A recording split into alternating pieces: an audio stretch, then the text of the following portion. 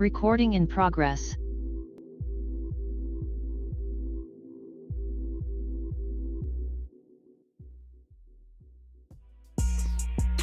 Oh yeah, we got him. Trey, Frazier, and Maestro styles, you know we got one. Right back like we left something. We don't duck smoke, we want all of it. So line them up, Trey sharp with the blade, you know we sizing it up. I'm quick to catch the fade, you know Styles making the cut. Cause we coming out clean every time that we showing up. It's gonna be called The Barbershop. Yo, what up? What's going on, folks? Welcome back. It's another episode of the Barbershop Sports Talk Podcast. You can catch us live right now, streaming on our YouTube channel, Facebook page, Twitter handle at Barbershop SPOR2, and on our Twitch. I'm Trey Frazier, and that's the homie Maestro Styles over there. What's good, man? Yes, sir. Yes, sir. What's going on? How you feeling? Coolin', man. How you? I can't complain. I'm good. It sounds like we got a little delay going on here, so it could be Wi-Fi issues or whatever. But yeah, man, today's been it's been a crazy day today, man. Me and the folks just got here to Atlanta a few days ago, so it's been like a good 2-3 days here up until this morning. Wake up and Debbie's like, yo, the key bridge fell. I was like, the key bridge fell. Went to turn the TV on, man. Some sad stuff to see, man. Thoughts and prayers to everyone involved. As you know, Maestro, that bridge is literally 5 minutes around the corner from our house. We take that bridge whenever we drive back home up to New York. We go that way just to get the 95, and we head right up there. So. And my son is upset about it because, whenever we go on these road trips, he likes looking at bridges and, sightseeing and all that stuff. And we showed him the video and he just wasn't happy about it. But, it's tough, man. But, and I think the update is that they found a couple people because they had construction workers on the bridge at the time it happened, and then obviously people that were in cars. I think they're still trying to find those people. So man, God bless those that are affected, man.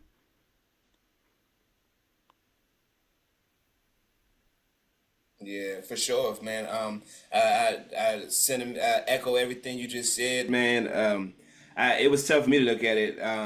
It was tough for me to look at it. I looked at it once or twice. I walked into my 9 to 5, and you have you heard, and I didn't know nothing about it until I walked into work this morning, and yeah, that's tough to watch, man. That's tough to watch. Especially knowing, 5 minutes for you, maybe 40 to an hour somewhere from me, depending on how fast or slow you drive.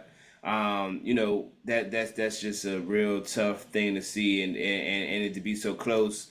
We don't do a whole bunch of bridges. Woodrow Wilson, but we don't do a whole bunch of bridges around here. So right. To see that happen close to home is crazy. But thoughts and prayers, condolences to everybody involved. Yeah, absolutely, man. But we got a good one today, man. So hopefully we can give y'all some smiles on y'all faces as we, do this podcast. We do have a guest who's been on with us before. Now she's coming back. Y'all know her as Dee Loves Sports. Big Steelers fan, media personality. She been outside, man. She been everywhere. Over these past few months, from NFL honors to all kinds of events, chopping it up with, celebrities and stuff like that. So, Dee Loves Sports, folks, who you can find on Twitter at Dee Loves Sports. So she'll come on in about 20 minutes. And obviously there's a lot of conversations about the Steelers offseason. I guess the Steelers made another move earlier today in the punt return game. We'll talk about that. and just some other free agency stuff that's been going on, man. There's certainly been some moves over the past week since we last been on. Certainly want to talk about that, and can't wait to have her on, man. For sure, for sure. I guess while we kind of still in the somebody from the Orioles passed. I didn't. Was it the actual owner? It was the owner. It was the owner. Yeah. Okay. I wasn't 100% sure, but I remember seeing it last week. Well, rest in peace. I know you would know who he is more than I would know. Peter Angelos. Peter Angelos. Okay. Yeah. Rest in peace to Peter Angelos. Again, however you feel about him and what he should or should not have been doing with the Orioles organization really don't matter at this stage of the game. Rest in peace to him. Yes. Sure. Speaking of the Orioles, so the team did sell, I want to say, right after the AFC Championship game, because I remember it kind of being a thing around here where people were so down about the Ravens loss, and then the next morning, the news came out that the Orioles was being sold to, and I forget the guy's name. So he didn't own it anymore. So still rest in peace, obviously. Well, yeah, obviously, still, condolences and everything like that. But they were getting that paperwork ready to transfer, ownership to the new owner. I don't think it became official. I think it becomes official. I think opening day, which is a few days from now. So. A few days from now was opening day. So that transition has been in process, and I know fans around here have been clamoring for new ownership, especially coming off of the year they had, and now with the team under new ownership, they'll be able to kind of make some more splash moves, be able to spend more money, and that's not good news for my Yankees, but. But we'll see how that shakes out. So again, rest in peace to the family. And I'm sure people around here, as far as the ownership transfer is concerned, I'm sure that they are happy with what they're getting with the new ownership group coming in. Yeah, for sure. On to, I guess, more positive news for Baltimore, for the Ravens. Let me say specifically the Ravens. I was scrolling and I see that J.K. Dobbins has officially been cleared for football activity. Yes, sir. I know you kind of, I hear that. I understand you more on the idea that he probably won't be a Raven, but nonetheless. Shout out to him and glad that he can make it back into football activity. Yeah, for sure. I'm happy about that. And I there's no timetable on the signing yet. I haven't heard anything about what the contract situation is, but if all is good, he's cleared to play, he's cleared for activities. I'm sure the Ravens will work something out. If not, then I think whoever one of these teams, maybe they have a running back need, somebody goes down, maybe J.K. Dobbins is their guy. But I think for what's transpired up to this point, I would much rather have J.K. Dobbins on the roster. And given the fact we don't got Gus Edwards anymore. Mm-hmm. Right. Yeah, for sure. Look. If y'all are a running back short, anytime you lose a good running back, I obviously you didn't lose him. I'm just saying if in fact you're right in theory that he's probably going to go, good for me. Good for the Pittsburgh Steelers fan base. We don't want you guys having proven. We still got Derrick Henry though. I mean, come on now, man. That's fine. But yeah, sure. But one less running back one way or the other, because you never know how things shake out as far as injury and scheme and how y'all decide to play us when it happens in the season. One less good. Keaton Mitchell's lurking for Pittsburgh. So Keaton Mitchell's lurking. Yeah, bro. Cool. I'm just talking about one. For me, it ain't about any time. Yeah, one less player is all I'm concerned. One less good player is all I'm concerned. I hope you replace him with a bad player. Running game about to be stout. Yeah, that's all. If in fact he leaves. Running game about to be stout. Man, I lied to you. I ain't gonna lie to you, man. I'm not so much concerned about your running game because I feel like my running defense is going to be a lot better this year. So, All right, you know, we'll see. We'll talk to D take with about that. that. Take with that. Yeah, take from that what you will. So the NFL has now implemented XFL kickoff rules, which is why I kind of like the idea of Pittsburgh getting Cordell Patterson today. So basically, I know you. I don't know how much XFL you watch as opposed to don't, but the short of it, the short of the kickoff rules is that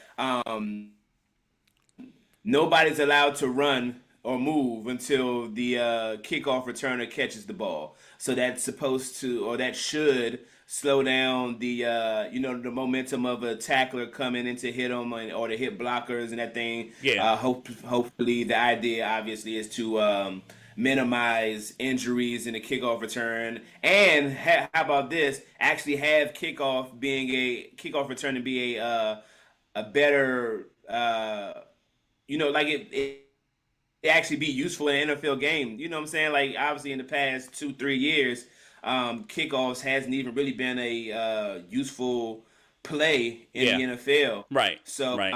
Obviously this is a means to bringing that back and letting that have some stake in a game being won or lost. Your thoughts on the rule being added?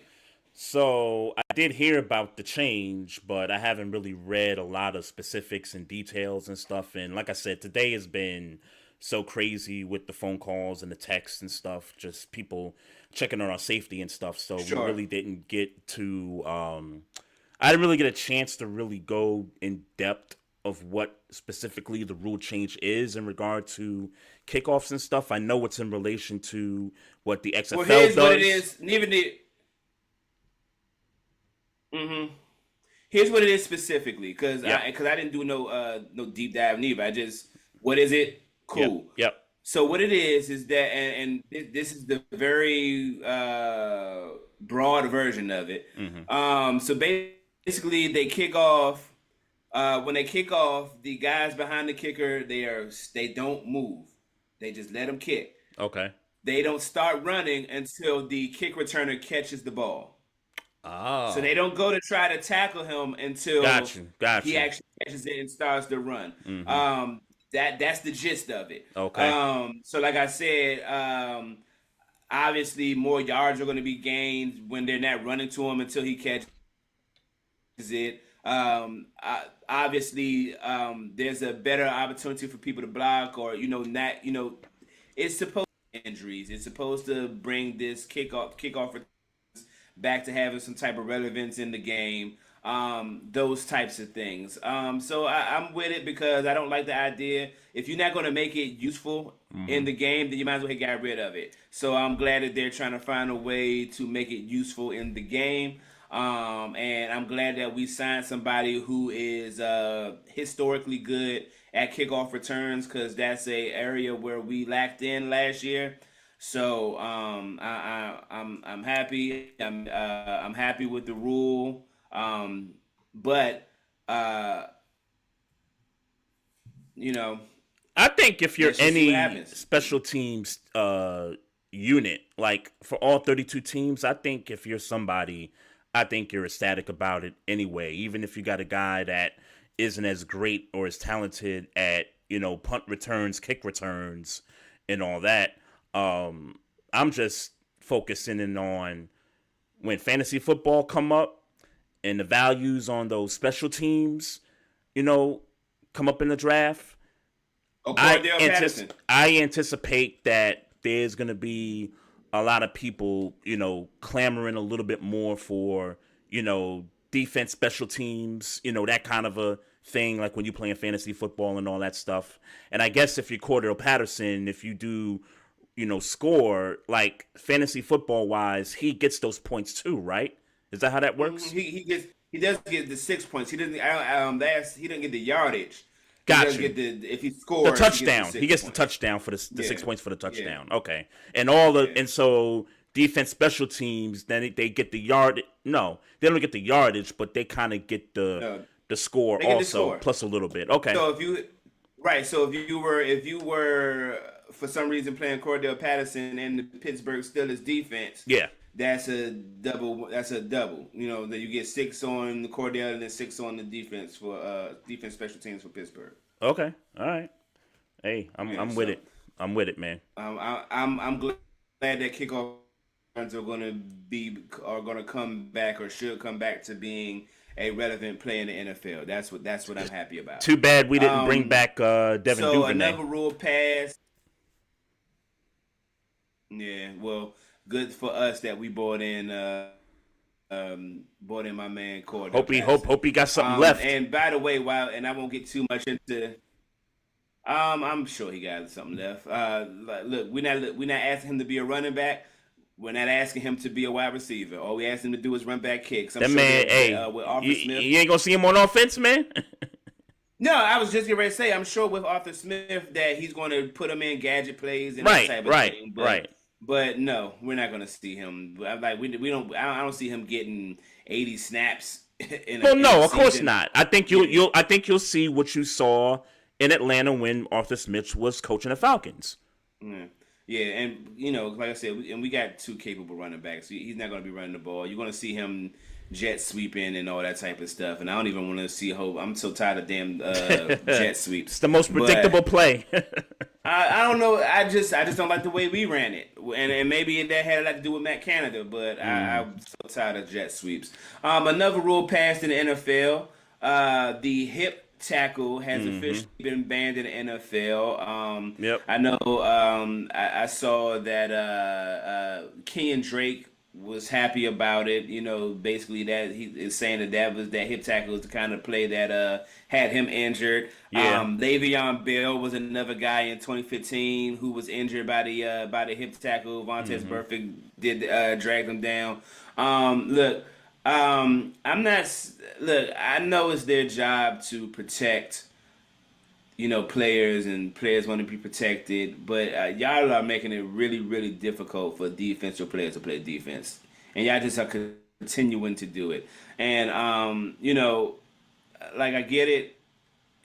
You guys clearly value offense over defense, but there are still some NFL fans and watchers that want to see some defense be played. I mean, my God, hits are a thing in football. We care about hits, man. Like, you putting defensive players in a tough position when quarterbacks can bench 400 anywhere from 400 to 600 pounds in their legs. You know what I'm saying? So I mean, like if you wrap them up and get thrown to the side, and momentum wise, like you kind of put them in a position like what defensive players got to let them go now to avoid a 15-yard penalty. Like it's I don't know how that's going to play out. I understand why you want to ban the tackle.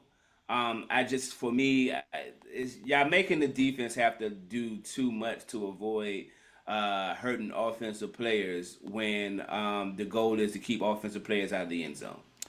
Yeah, so Mark Andrews got hurt on, a hip tackle by the Cincinnati Bengals last season. So I'm sure Mark Andrews is a bit ecstatic about the rule change, but I'm kind of with you in a sense for defensive players now. And I think I saw Richard Sherman talk about this on Twitter, where it's like, it's almost as if defensive players are kind of hung out there to dry right now. Like, it's like, what technique do we use now? Because if I can't hip tackle you because I'm in a certain position, how else am I going to get you to the ground now? And so it sucks for defensive players. But I know what the NFL is about. They want to see more offense. They want to see points scored. Believe it or not, scoring is down from, I think, maybe 2-3 years ago. Scoring is down. So this is something that they're implementing to try to get that scoring back up, man. So, hey, it is what it is, man. But some other NFL news, too. So the league came out and announced that there will be 2 Christmas Day games this year, in which Christmas falls on a Wednesday this year. So my reaction to it is that I'm not surprised. this has been the NBA's day for years and years and years, and it seems like for the last, I think, 3 years, the last 3 seasons, there's been Christmas games every season since then, since going back to 2020, 2021, something like that. I'm not surprised about it, but I immediately thought that whoever they get to play on Christmas this year, they're probably going to play the previous Saturday to give them those 3 days in between to prepare for the Wednesday Christmas games. So, because I know that was a question a lot of people was asking about, and I immediately thought, well, obviously they can't play the Sunday before the Wednesday, but they could definitely play the Saturday before the Wednesday, or just give them a bye. And I know that's real late in the year to do it. You're talking, week 15 to get a bye? I don't know 15, that. Right? Yeah, no. I don't know that they would do that. They wouldn't do that. I think they'll make them play Saturday because that's the point of the year where they do start getting them Saturday games in, and so I think that's what you're going to see. You'll see the teams that play on Christmas, they'll play the previous Saturday. Did you catch who was playing on Christmas Day? No, they didn't pick teams yet, Okay. and I'm sure they'll do. No, they didn't, and I'm sure they'll do that as the draft comes along and as they come out with the schedule, which I think will be early May, maybe late April, something like that. So we'll find out. We'll find out. Yeah, the reason why I asked is because I heard that August 1st, the Hall of Fame game was already been announced. So August 1st, Texans and Dallas Bears, right? Versus Chicago is what I saw. No, Texans and Bears. No, I thought it was Dallas and the Bears. Texans. Okay, somebody told me wrong. Okay, because it's got to be one AFC, one NFC. Somebody told me wrong. No, I did know that, but somebody told me that it was the Cowboys. Gotcha. Okay, so I just took their word for it. Yeah, same state, wrong city. Yeah, so the Texans. Gotcha. He was just wrong. That's fine. I'm be sure to tell him tomorrow. Tell that nigga he wrong. Podcast sound crazy. Tell that nigga he wrong. Yeah, these young niggas. Right. Yeah, shout out my man. All right. My man, he's good people though. Yeah. So the Texans and the Bears. So I that's why I asked. I thought that maybe they were starting to leak, schedules and not leak. If you didn't know this too, so I've noticed this pattern. So every time they announce the Hall of Fame finalist, usually the teams that play in that Hall of Fame game, teams that have players that have played for those teams that go in the Hall of Fame that year. So like this year, Texans and Bears. So was it Andre Johnson? Was a finalist, right? Andre Johnson got voted in, right? Yes. Okay. 100%. Andre Johnson with the Texans. Yes. And then for the Bears, Devin Hester got in. So right. So that's what they do. I've noticed that over, the last several years that's what they do. So Okay. Well, shout out one with the other. Shout out to them. So while I'm thinking about my homie, there are rumors going around in Commanders land that the Commanders may not take Jaden Daniels and that they may take J.J. McCarthy, number 2 overall in the draft. And let me be the first to say, because I do hope for the best for the Washington Commanders because I live here. But man, I think that would be a major mistake. He's an angry fan base. I'm going to have a hearty laugh, man. I'm going to have a hearty laugh if I find out that they decide to draft J.J. McCarthy with Jaden Daniels on the board. That would be, in my opinion, I mean, obviously we don't know. Right, so right. That would be a crucial mistake. So, Commanders fans, I'm with you, man. I for the sake of your franchise and your rooting interest and your temperament during the season, I really hope that that's not a decision that the Commanders front office makes. I don't want it for you guys, man. I don't want it for you guys. So that would mean he would be picked at number 2, right? Yeah. Yeah. That sounds crazy. Yeah. That sounds crazy. That's New York Giants, Daniel Jones type stuff. That's Yeah, that sounds crazy. Nah, I don't like that behavior. I don't like that behavior one bit, man. I hope that's not the case for them, because they deserve. I mean, everything that they've done to this point, I feel like they've deserved. Getting Adam, what's his name, from the 49ers to run the front office and stuff, which was a good hire. The coach, Dan Quinn, getting a second shot. Okay, I could deal with that. But man, y'all need a quarterback. Y'all got some good pieces. I feel like, that JJ McCarthy ain't the guy. It's for me. It's either Caleb or Jaden McDaniels for me. Yeah. I mean, look, we didn't talk about it ad nauseum, and especially considering that neither me or you are Commanders fans. But it would just be a mistake. It would just be a mistake. Big mistake. It would just big be a time. mistake. Big time mistake. I wouldn't do it. So kind of leaning into Pittsburgh conversation, but not getting too crazy into it. Obviously, we want to wait for D to come through. Aaron Donald interviewed with somebody last week, and he admitted that T.J. Watt has been snubbed a few times for Defensive Player of the Year, namely the one where the last time he won. Okay. Which was 2020. I want to say 2016. Don't quote me. I want to say 2016. Okay. But the last time he won it, I remember being here. Maybe later than that. It feels like it's later than that. Making me wanna. Yeah. Now I'm feeling like I need to go ahead and Google it and get my facts straight. It feels like it's later than that. Aaron. Yeah, it does. That's now that I said it out loud. It sings last DPOY. 2021. Okay, that's what I thought. 2020.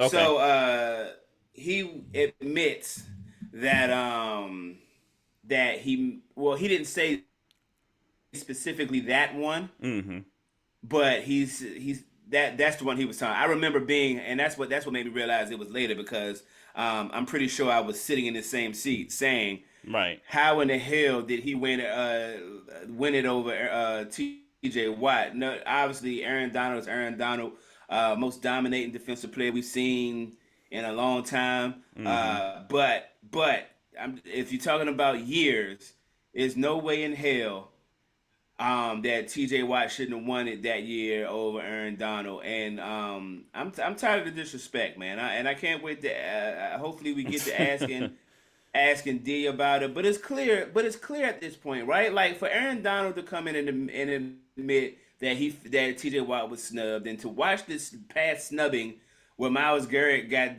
Defensive Player of the Year over him, it's like what? So basically, you saying he got to break the sack record to win fucking Defensive Player of the Year?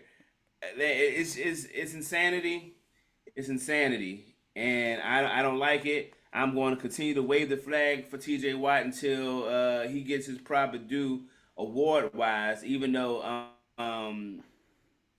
he might start kicking that shit about money when he start getting these awards. Yeah, man. He look, man.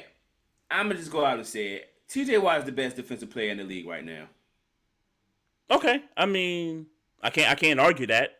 I can't argue that. I'll tell you this though. I think if somebody else came to me and said Micah Parsons the best in the league, or somebody said Myles Garrett's the best in the league as far as defensive players, I'm not gonna argue with either one of those three choices. You know what I'm saying? Like, I don't know that one is like this much, above the other. Like, I'm not gonna argue with that.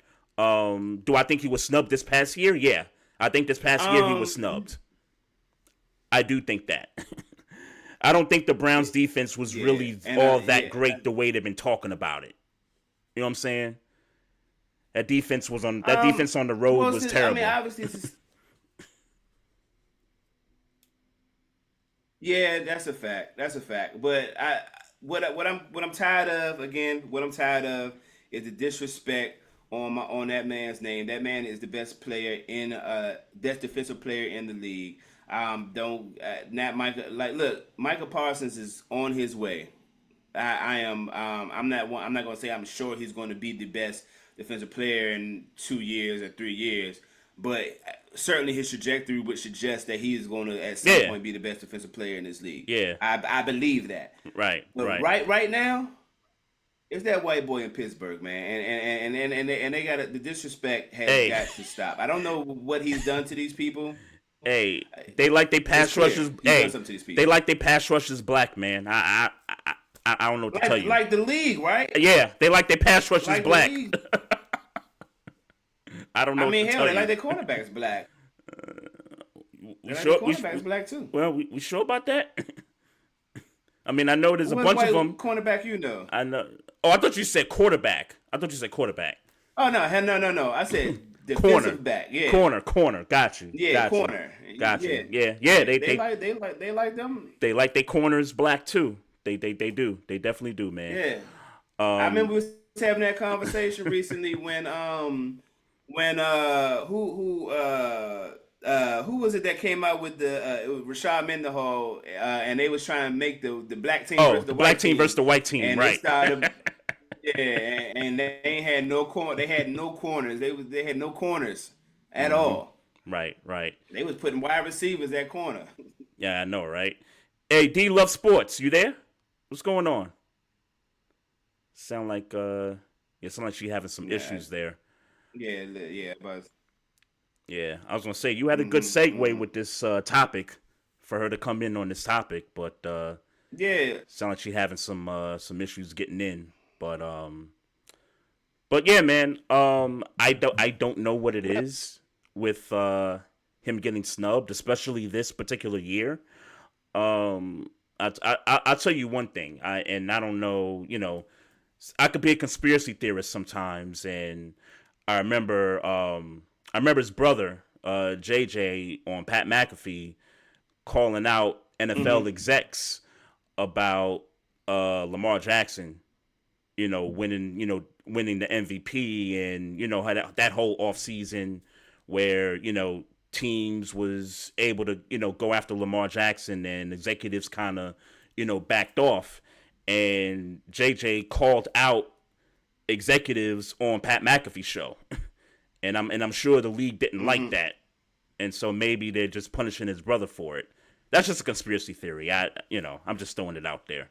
I don't know, but I'm sick of it. They're gonna stop disrespecting the best defensive player in the league. Because he it just is what it is. I mean, especially with Aaron Donald retiring, it shouldn't be no more questions. We need to stop disrespecting my man's. Let him get his flowers right now before he get old and injured, and and time does what time is. Like, he need his flowers now, and it's interesting that they're not doing that for a white man. That's crazy to me. It's wild. Dee Loves Sports. Dee Loves Sports. Yes, we got you. We got you now. I tried. I had to go get my apparel. I don't know. Hey! Yes, sir. I'm rocking the apparel today. All right. Hey, forgive me, Dee. It's kind of a delay here, so if I talk over you, I apologize. But just wanted to, introduce you to the folks out there. No, I'm in Atlanta in my mom's crib on the second floor. That's where I'm at. I don't know. The Wi-Fi's a little funky here.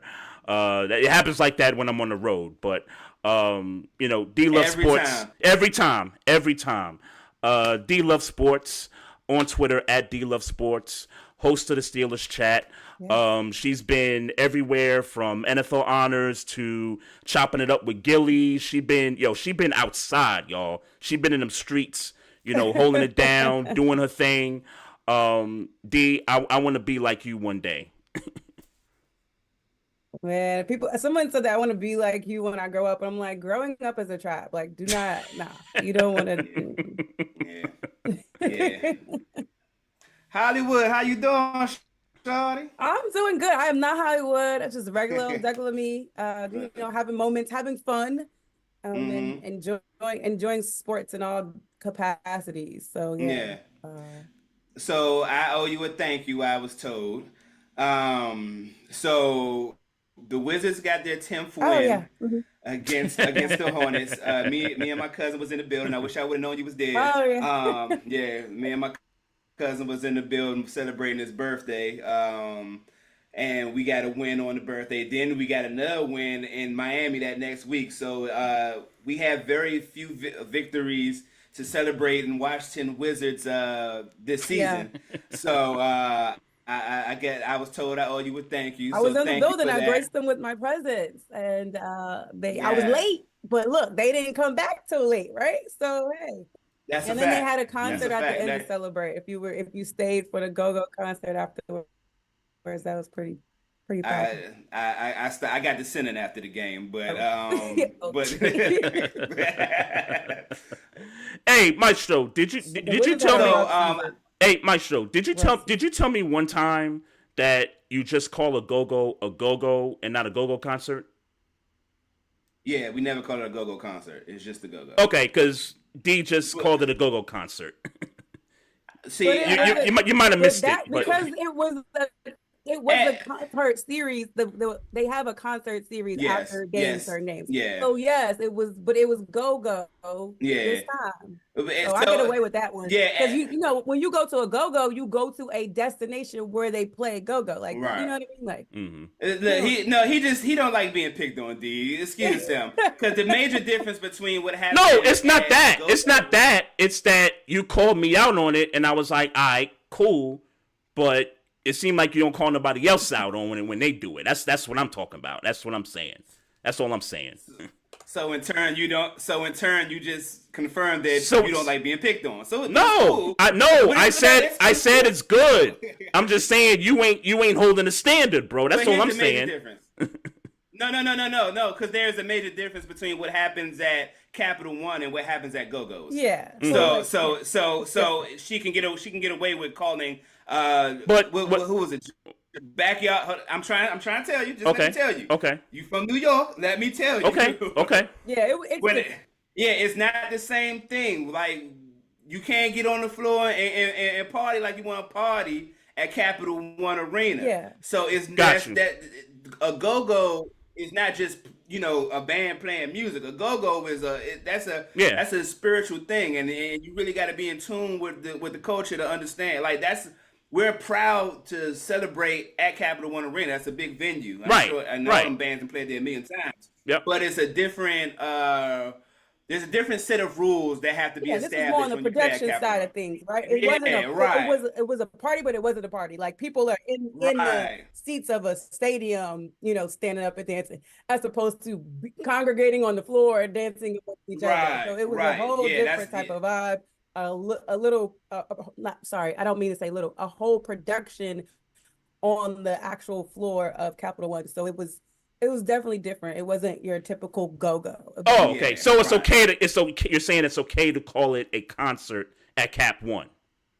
Absolutely. But that's what I called it when I was at Cap One. That when I was having that conversation with you, I was coming from a Wizards Knicks game that one time. Oh, were you? Yeah. Okay. Well, I'm sorry. Hey, man. Yeah. Hey.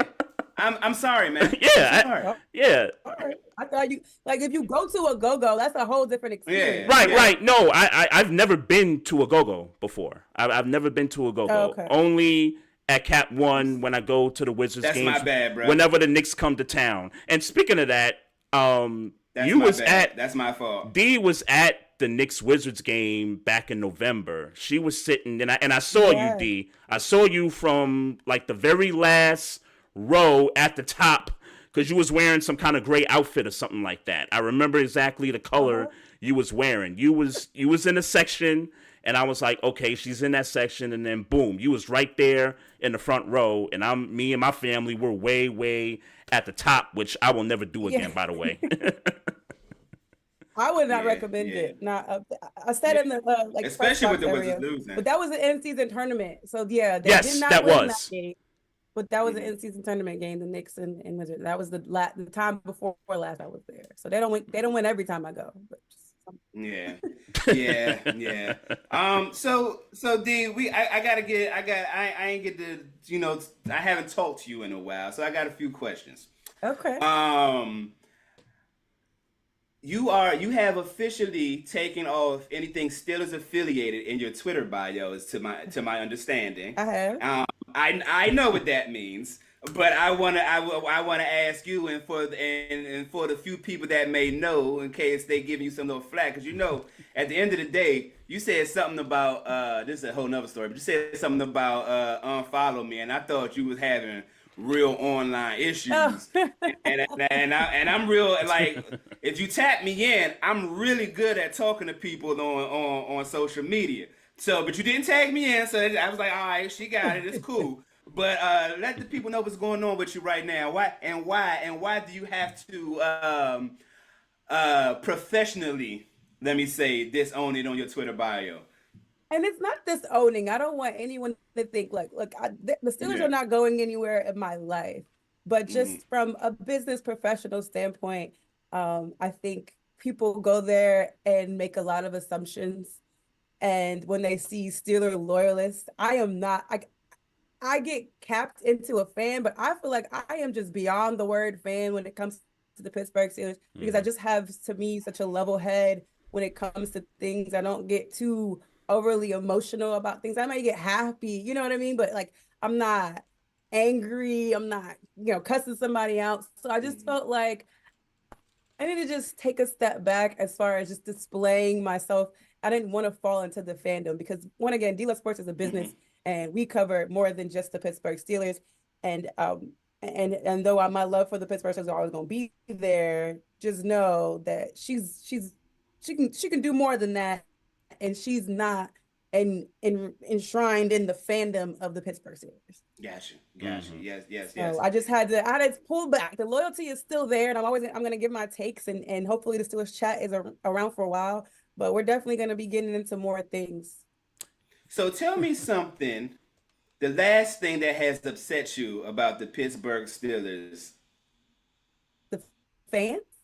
No, just that's the last thing, because that's a good answer. I was gonna say that's a great answer. The fans upset me way more than the team has probably ever done. Recently, it's been with Deontay Johnson, that situation. Just a lot of the assumptions people make. They don't personally know these guys, and people that do podcasts and have opinions, and whether they're media or not, or they want to be media. I don't like when people badmouth guys that go out there on that field and do their thing, week in and week out. And when they're no longer a part of the team, or they don't like something that they said or did, they say all this crazy stuff. Because if that man walked across you or bumped into you, you would be like, can I get a picture?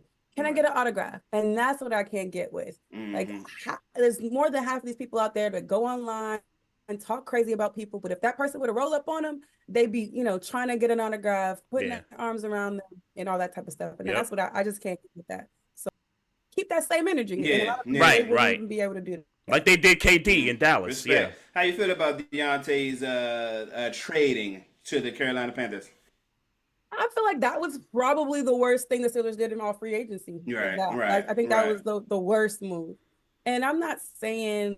I think it was good for the financial gain they got for it, because I have forgotten what his hit was going to be post March 11th or 13th or whatever the date was. It seems so long ago, right? Yeah, so much has happened. Literally a week ago, right? But I forget what his cap hit was, and that was the only thing that was lingering. Like, dang, are they gonna want to pay him? And that was my only reason why I thought they would move from him. Other than that, like, the skill set was there. Yeah, right. You had a 1 and you had a 2 in the wide receiver room there, so I didn't think that they would move on like that. But hey, it happened. So I'm happy. I'm happy if he's happy, And sure. And where we got a cornerback from him, I'm not too familiar with him. Yeah, neither am I. We'll see what he does and how he helps us. Everything I've heard is that he is not a number 2 cornerback, but I'll give him a shot. I ain't got no choice, right? How do you keep such a level-headed and positive attitude towards football fandom?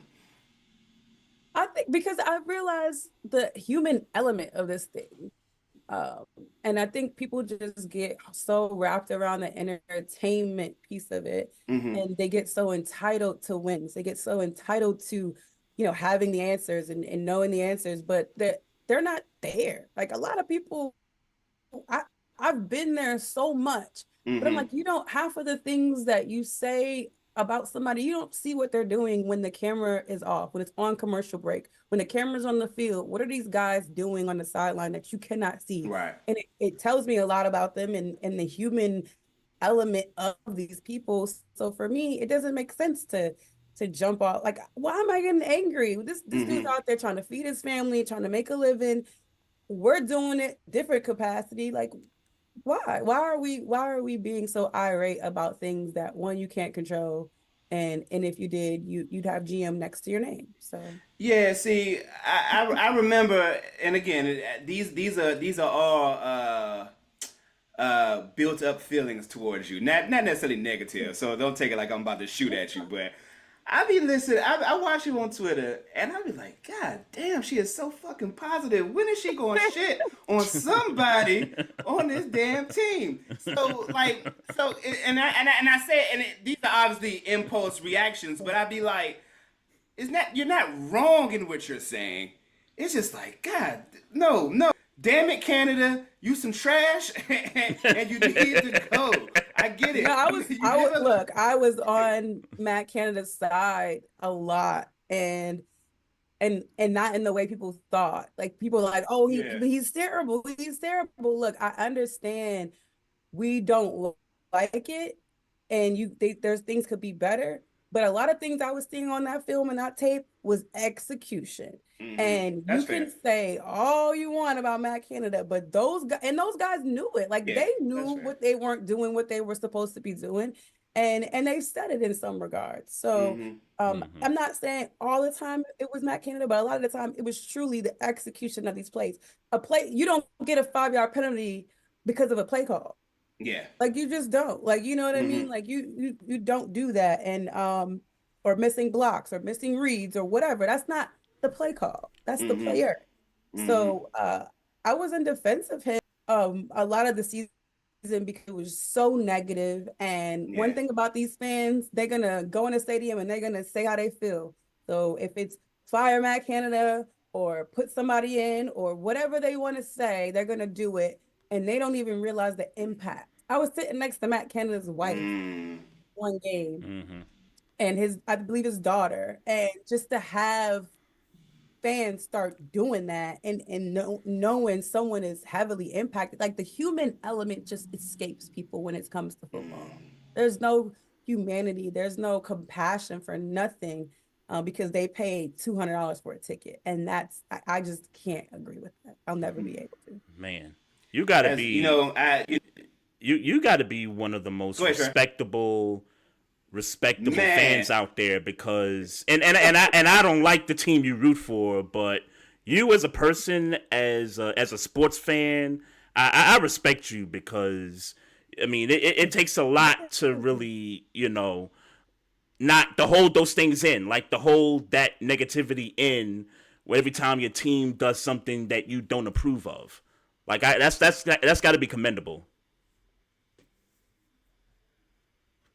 Look, I mean, one, they're not paying me. They're not coming. Like, what am I gonna do if they lost all 17 games? What am I gonna do? What am I gonna do? I'm gonna go to work in the morning.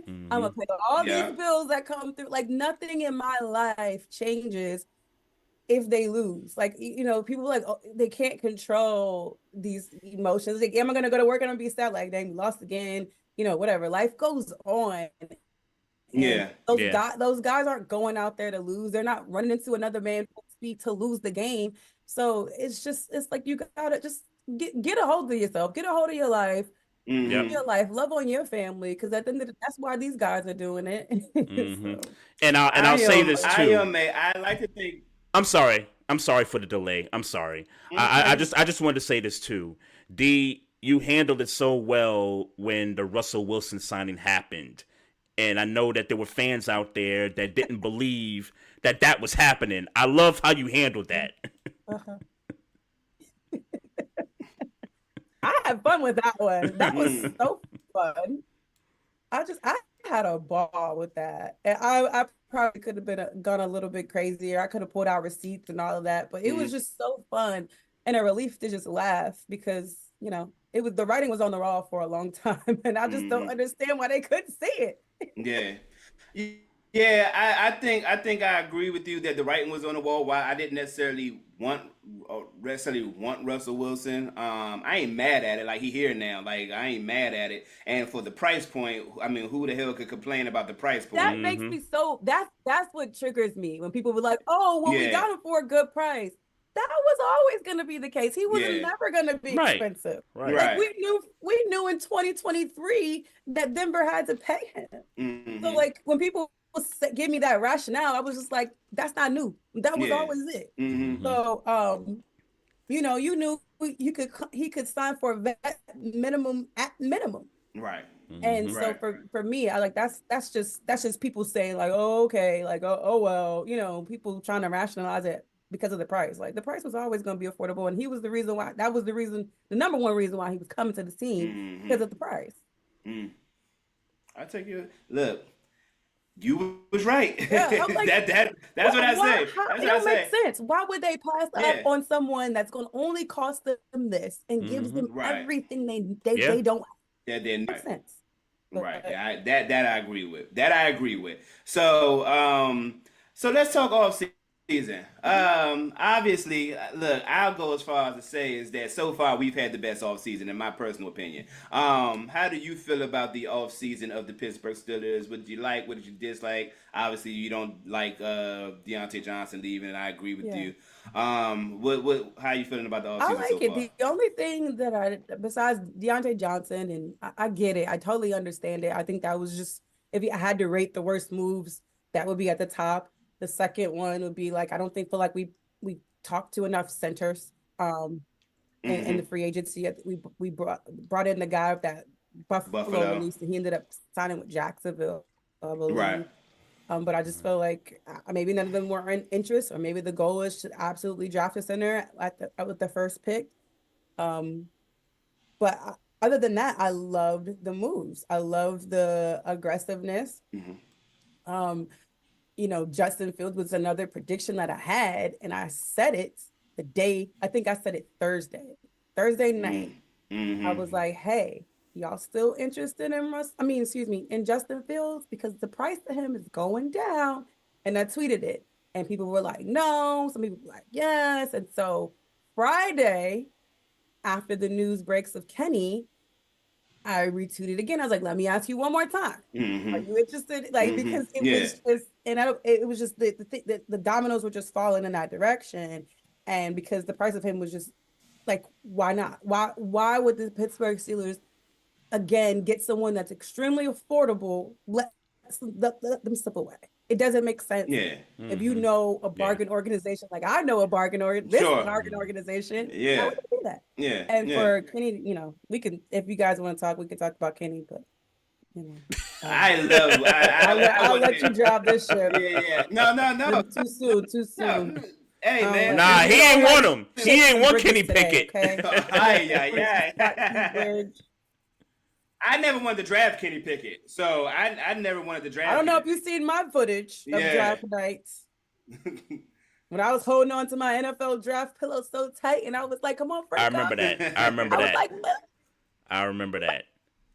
You wanted Malik Willis.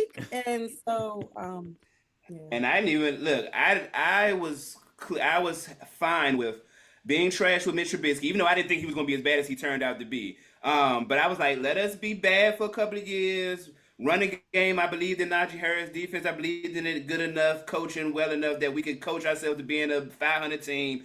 And maybe a mid-tier will fall along that 10 to 20 in the draft. But I knew it wasn't that year of Kenny Pickett, Matt Corral, and Malik Willis. That I knew. Sam Howell. Sam Howell, Lord have mercy. Desmond Ridder. Look, all of those quarterbacks, every exception Malik. Malik is technically still in Tennessee. Have found some other home. And I think, and I said this before that particular draft, I was like, the Pittsburgh Steelers don't even have to look Kenny Pickett's way because they know everything about him. They can talk to him whenever they feel like it because he's right next door. So they're going to put their focus on something else, somewhere else. And Malik Willis was the guy. And yeah, so. And unknowingly, the best quarterback of that draft was the last quarterback of that draft. Brock Purdy. Crazy. Man. Crazy. Question for you, D. Who knows? But tell me about Kenny. Tell me your thoughts about Kenny Pickett. As a player, I think Kenny Pickett is a good guy. Like I've been around him a few times. I think he's a good dude. I've just his interactions in general. I think he's a good kid. And as a player, I didn't necessarily see him as a leader. And that was one of my gripes when I would see on the sideline. I was just like, they need offensive leadership. And I get it. He's young, came from college. There was not veteranness on that offense. But, you know, you got Najee really being a leader. Like Ben left, and it was just like, that's it. Like Ben just left such a gaping hole when it just came to leadership and the Steeler way on offense. You got a Deontay Johnson there. You know, I'm not saying Deontay's not vocal. I'm not saying that. But, you know, we got a Deontay Johnson there. And who else? Like, you just didn't have that core of guys that have been around long enough to teach the next group. And Najee only spending a year with Ben, and Pat Freiermuth only spending a year with Ben, and just didn't have a continuity. Najee is a leader. Najee is a leader. I'll give him that. But I did not get that feel from Kenny Pickett. And I don't know. I think you might be able to talk to some of his teammates and get some of that. But I didn't see it. And there was not a great respect for him and Matt Canada during games. When they had Matt Canada on that sideline, and he would go up to him with the tablet, it was like no eye contact. Like it would like they would just be talking like straight ahead at each other, sitting next to each other, but just talking this way. Right. You know what I mean? Right. No, so it's awkward to me because anytime Coach Tomlin comes over to talk to you, he's looking at you in your face and your eyes and making sure we see each other. So there was a lack of respect there in some capacity. Interesting. From my point of view. Yeah, well, you've seen a few. You can see from where you were sitting at. So I take your word for it. I take your word for it. So draft needs. Where are you in draft needs? Look, first I'll give you my spiel. Clearly, we need a number 2 receiver. Cordell Patterson and Slim from the Eagles and Van Jefferson. None of those guys get it done at number 2. So we need to draft receiver, but obviously it's a deep draft for receivers this year. Obviously, Oregon, Power Jackson, I believe his name is, and Slim from West Virginia. But then they talking about Mims from Georgia in the first round. I want to, if the need is center, I get that Mims is talented and all those things. I say go get center, but I'm scared that the wide receiver down the totem pole, like the kid from Florida, might not be ready to be a number 2. So I'm scared that if we don't draft wide receiver early, then we might miss out on that guy that you could plug straight in to be a number 2 receiver. I'm not 100% convinced the Pittsburgh Steelers are done doing whatever they're doing. Okay, sure. So center is my number 1 priority right now, and they don't have it. I mean, they have Herbig on the roster as the center option, backup center, whatever. They do not have a center. So to me, that is the number 1 concern. You have a list of wide receivers, whether it's on the practice squad, you have a list of guys. Some of you may know their names. Some of you may not know any of these guys. I don't anticipate all of these guys to make the squad, of course, right? But yes, the Pittsburgh Steelers wide receiver is a position that I don't worry about when it comes to them drafting. They have done great at it. Fair. It is something that I'm comfortable with. And they haven't done a great job with the last center that we had. So I'm sure they're going to get a pure bona fide center this time. Yes, they can't Kendrick Green this. They can't Kendrick Green this again. So, they can't do that. Yeah, replacing Pouncey, we all know is hard. I think Mason Cole had a great year the year prior. I don't know what happened this year, and they weren't willing to figure it out if it was going to be a problem again this year. So they decided to just automatically move. And I'm with that. And so I thought that they would hang on to Mason. I thought, okay, maybe they would draft somebody and kind of slide them over, but they said, you know what, we're good. We'll take the money and we're sorry. Yeah, I don't know. I don't think Mason was a free agent. No, they released him. Yeah, no, they released him. Contract. So, yeah, they released him. Yeah, I thought they stick around and bench him, but obviously they wanted him to be able to go out and get a new job, so they released him. They're so respectful. Yeah, Omar is one of the, if not the most, but one of the most respected GMs in the league. Like I watched him at the NFL Honors work the room, and every single agent, everyone in that room wanted to go and shake Omar's hand. So he is highly respected in the football league. What's it going to take? I'm sorry, Trey, and I promise I'm gonna let you cook. Nah, I'm in delay mode, so go ahead. So, if anything, because I know it's a business decision, and I respect that. This ain't this. What's it gonna take for you to throw not necessarily loyalists, but like a little here we go hashtag. What can we do? What can we do? We might get some yellow and black hearts. Okay. We might do that. What can we do? I just want to know what we could do to just look, because I respect the business acumen. I respect the move. I remember watching it like, yeah, I respect that. And I feel like Steeler Nation needs to miss me. I feel like I have been with the Steelers. I have been at every home game for the last couple of seasons, and I'm like, maybe it's time for y'all to miss me. Are they bad to you? How that's a good question. I promise, Trey, I'm gonna let you cook. Go ahead. How is Steelers Nation treating my personal favorite Steelers content creator? For the most part, the fans are not horrific to me. I just can't stand them sometimes. Like I just can't stand them sometimes. And then there are some media that I just can't get with the negativity again. And these are the most popular media people out here that are known to represent the Steelers, and I just personally can't get with it sometimes. And so especially local media. I can't let it impact. Say it again. I was gonna say, especially the local media in Pittsburgh.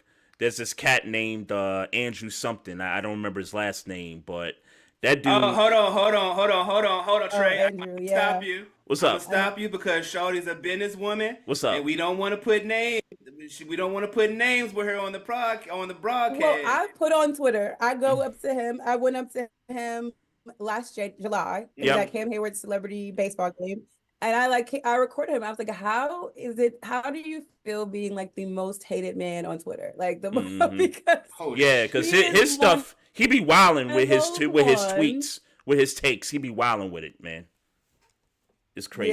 Yeah, but it's so crazy because those people get to do that, and they do that all the time, and they're still like, come on in, like come and be media for the Pittsburgh Steelers, and they get to talk like that. And that's where I'll be like, this is okay. Like, we're cool with this.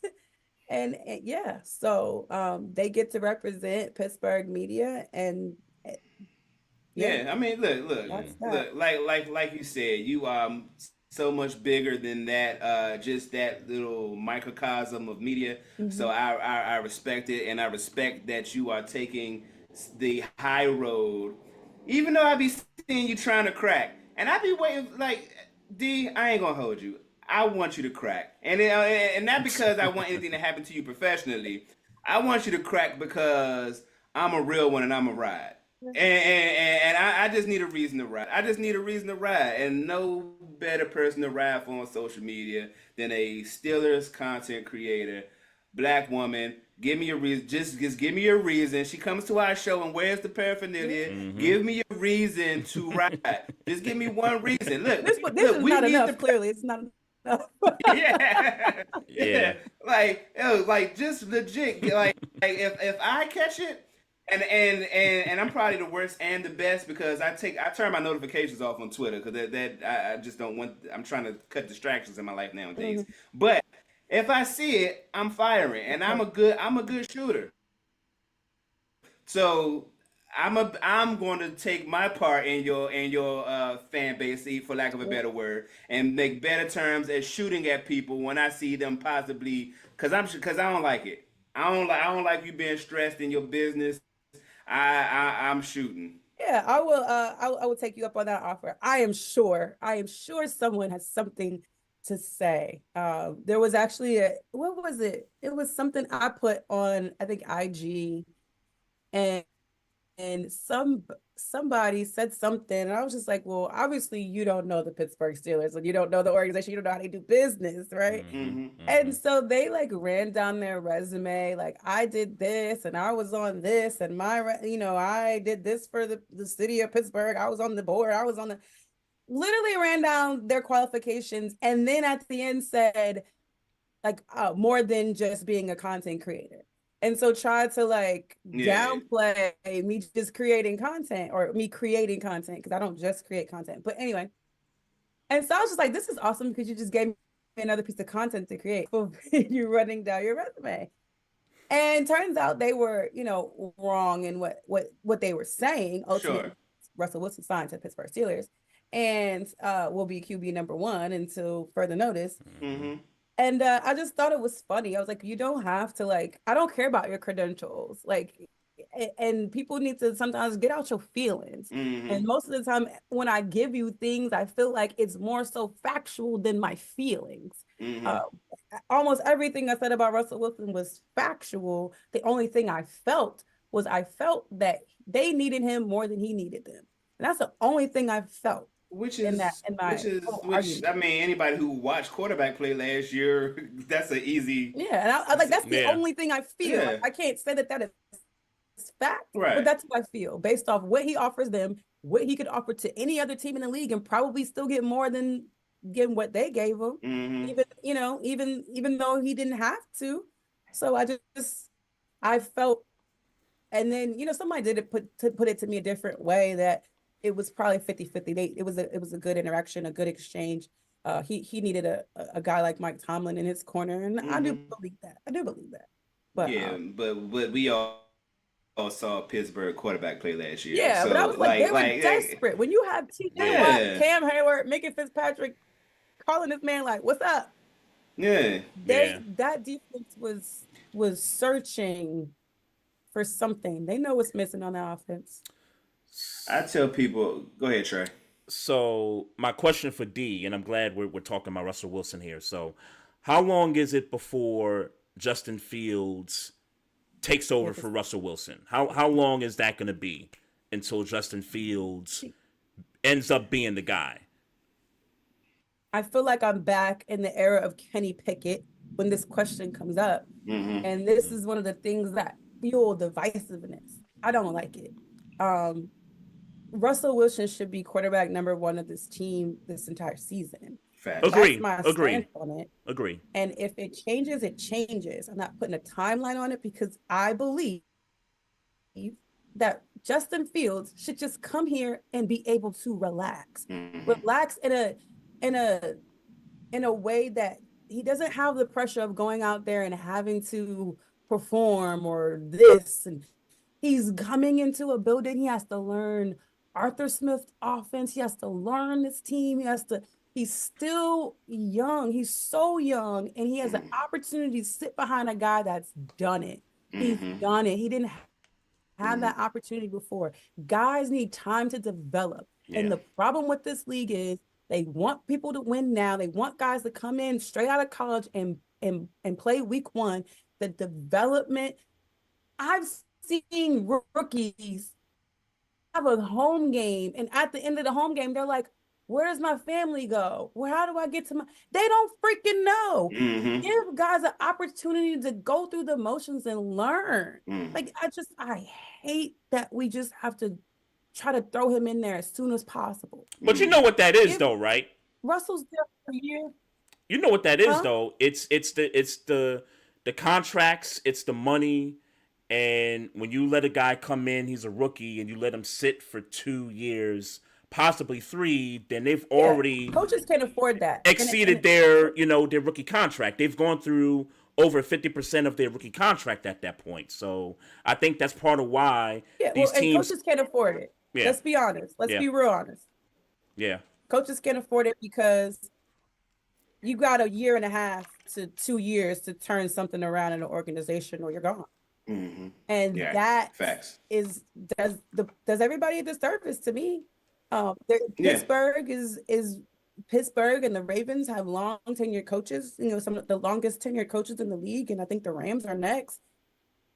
They have I want to say the opportunity to do something a little differently because of the way the organization doesn't just jump coach to coach to coach. Right. And like I said, you have about a year and a half to get it together to make your organization feel like you're trending in the right direction. Mm-hmm. And so, we got to get a quarterback in here. We got to get a quarterback in here. We got to win games now. And it doesn't, to me, it doesn't help the coaches. It doesn't help the players. But again, it's all about the money. It's all about the wins. And it's not truly, to me, about the development of a guy and truly a culture, like really turning over the cultural aspect of an organization. And I think that's why a lot of people probably liked the Patriots and the Steelers, and like it just felt like something that got to continue. Right. Even though we knew when Tom Brady left that there was going to be, a lag in that area, but their defense still was playing good, in my opinion. Like there's things that could roll over. There's some cultural things there that got taught and passed down. I think but that only comes with continuity. You have to have some type of continuity there. Yeah. They didn't want to throw Kenny Pickett in the fire immediately. Ain't no choice. I blame the fans for them having to be forced to. Anyway. So interesting. You feel like oh yeah, you're right. I just caught on to why you said that. Mitch Trubisky was the starter. Get him out of there. And I was with him. Look. I was sick of that shit. I said, nah, get and again, I didn't want to draft Kenny Pickett. But I said, this shit here, and look, I like to think that I am the balance between the fans you hate and the ideology that you hold so dear to your heart. I like to think I'm right in the middle of there. Because I said, I don't want to draft Kenny Pickett. I'm fine with being trash with Mitch Trubisky. But by week 4, throw that young man into the fire, because it can't go no worse than this bullshit that Mitch Trubisky was putting on this field. So I am a hypocrite. I am a hypocrite in that sense, and which is why if you need another person on your line, I want to be like you in that sense. I want to be able to woosah and say, you know what, this is what I asked for. I'm okay until we transition into what we believe to be a franchise quarterback. But oh my gosh, I was sick of it. I mean, I was so. If anybody thought post-Ben wasn't going to be rough, and just be happy that you have Coach Tomlin and he's figured out a way to not make it as rough as it could have been. Yeah, that's a 3-7. That is extremely hard to come out of. We'll just say that is extremely a deep hole to dig your team out of. And yes, they did do it with Kenny Pickett, and Mitch came in and won another game when they was in Carolina. So, and it wasn't as much Matt Canada as it was the next year. And so that team went through a whole makeover on offense, a whole complete changeover. And so it was going to be rough. It was gonna be rough. Yeah. The Steelers are like roaches. I'm a spoiled fan. They're like roaches, man. Because I feel like, I feel like, that shit you doing right now. Because I feel like, look, I'm giving Tomlin credit because I feel like he's done this 3 times.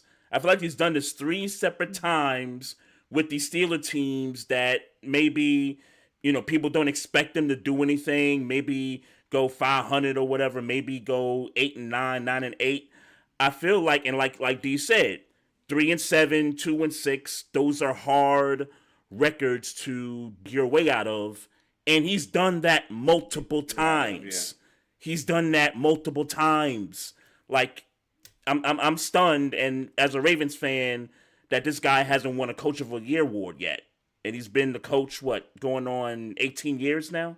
18. Yeah, it's stunning. Yeah, that was one of my questions that I asked during the Super Bowl. What does he have to do to win? Yeah. And the answer really is there's nothing he can do to win. Yeah. Unfortunately, Going I don't think it's going 17-0 might be the only thing he can do. Hey, but don't call my. Hey, I ain't gonna do that. I ain't gonna do that. My hand's good. Don't call my squad roaches no more. My hand's good, homie. So, Aaron Donald retired, and I don't know if you saw clips circulating online where he admitted that he was snubbed, that T.J. Watt was snubbed a few times, and I just wanted to get your opinions on it. I know you kind of walked into the conversation. I think that's pretty obvious. Yeah, that T.J. Watt has been snubbed. Even if you look, it was an image comparing what's his name, that guy from Cleveland and TJ Watt, and the thing that stood out the most to me was did it say 7 interceptions? Yeah, it said something. I feel like it's I want to pull up the graphics so bad, but I just want to hold on, like, because I don't want to be wrong on this. I know somebody's gonna be like, she don't know what she's talking about. Oh yeah. Go to the kitchen. But I am curious though. Oh, I hate that for you, D. Hold on, I'm sorry, Trey. What? I hate that for you. That she got that the immediate statement she made after saying she needed to correct herself was people say to her, go back to the kitchen. I'm sorry you got to deal with that. Yeah, because I come into my platform and I'm almost intentionally wrong every episode. I hate that. And I wish a nigga would. Yeah. I hate that. I just want to, I don't know if you guys can see this graphic. I have that graphic in my phone. I was going to find it if you didn't. 7 interceptions since 2017. That is insane. Yeah. So, D. That guy from Cleveland don't have any. So, D, what's your theory? I understand. They play, huh? What's your theory? Like, what's your theory on why you think TJ has been snubbed for defensive player of the year? Also 2020. What's your theory? He got snubbed in 2020. But I think that if you continuously give it to him, it's not controversial. I think they just do it for controversy. I feel like if it's just same old status quo, like, okay, TJ's good again, whatever. But if you make it a little spicy, and it seemed like they were pushing that guy from Cleveland all year, like it seemed that way. How they were like, oh, look at him, look, I'm like, but this man, look, the man that leads the league in sacks on a consistent basis is still leading the league in sacks, bro.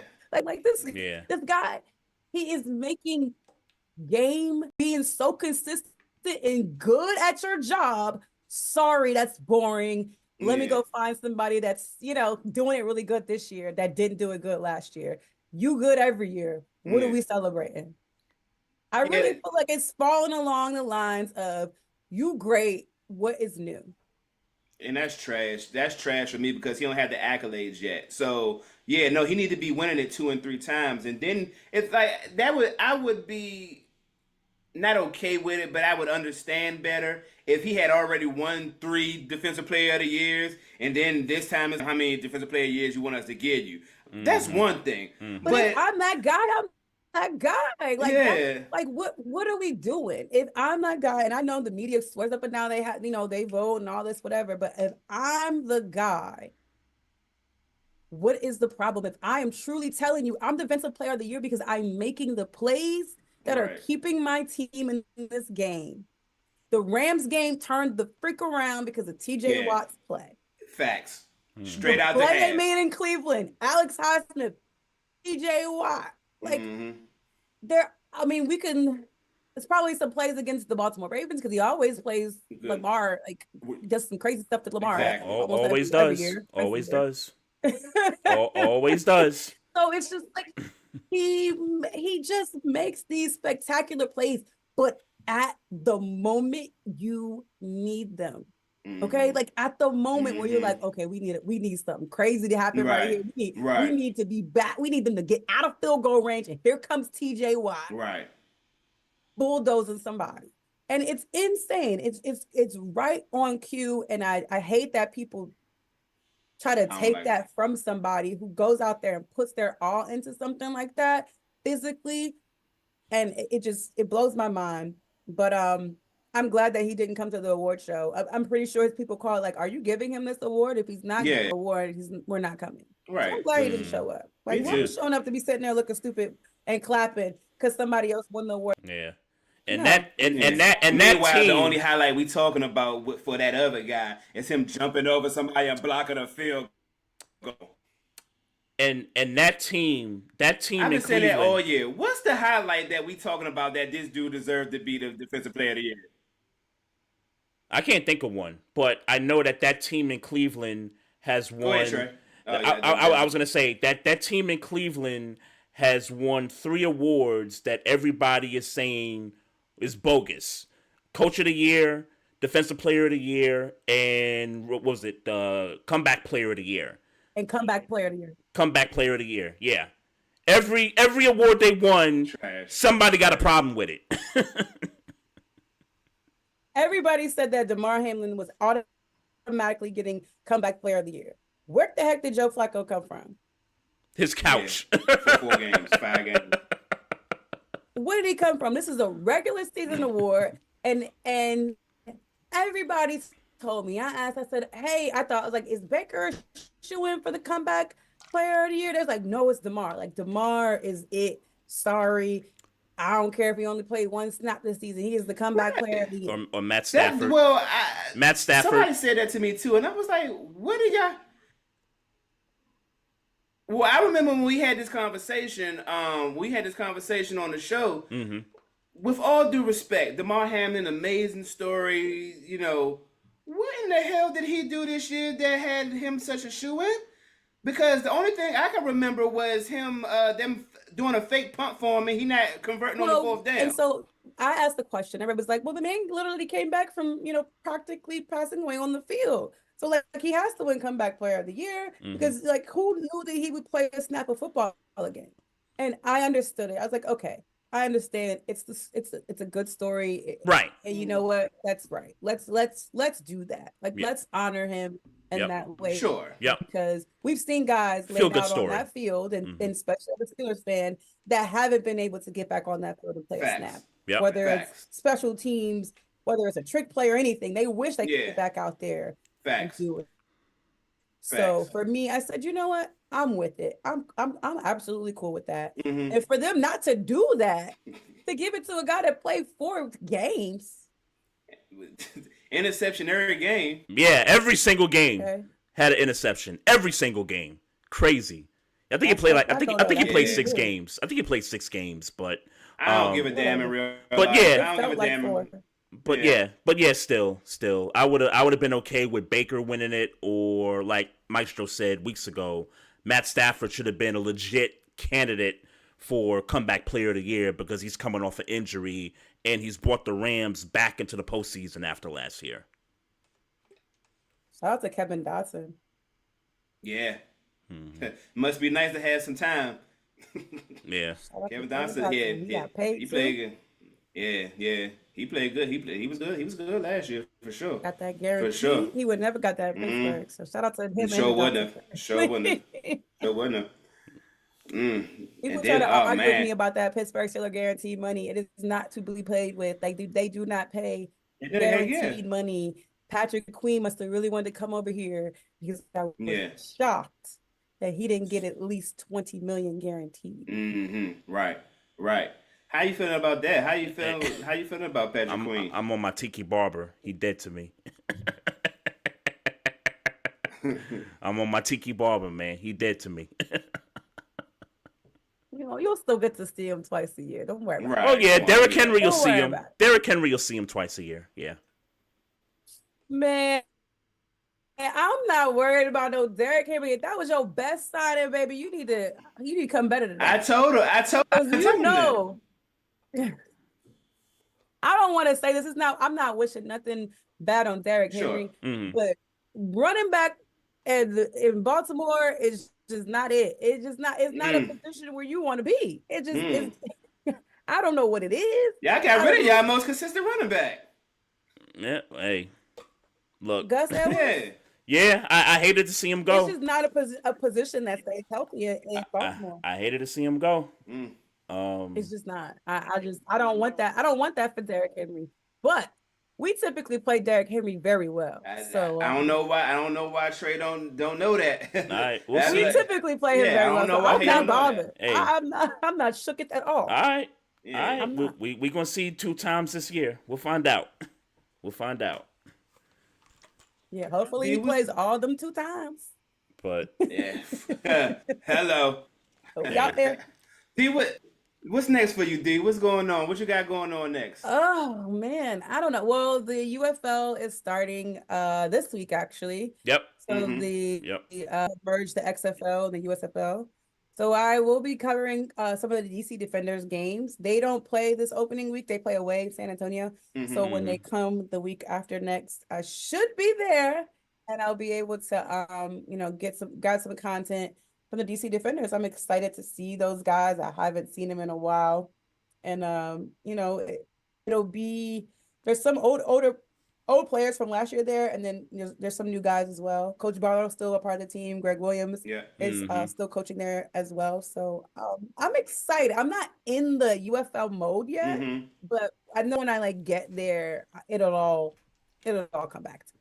Man, and I want blood. Literally, I'm sitting on my couch scrolling YouTube, and the Defenders Arlington game pops up on my YouTube. Yes. The championship game, say, right? Yikes! Yes. 10-1, 5-6, and they got their boots smoked. By Luis Perez. They had played him so many times. Learn how to play quarterback. Team, and learn how to play quarterback on YouTube. He got him good, and it was so. It was so crazy because it was probably the humblest I've seen them prior to that game, and they were just like, you know what, we were going here, we gonna do our thing. They weren't, they wasn't we just, they weren't doing none of that, and it was eerily calm for them. And even KJ Sells, who was the life and the voice of that team, I was like, what you guys say, KJ? You excited? He was just like, he was just like, look, we're just, Yeah. I was like, dang, I don't know this guy. Yeah. And that was my first time actually kind of being a part of something where it was just this major upset.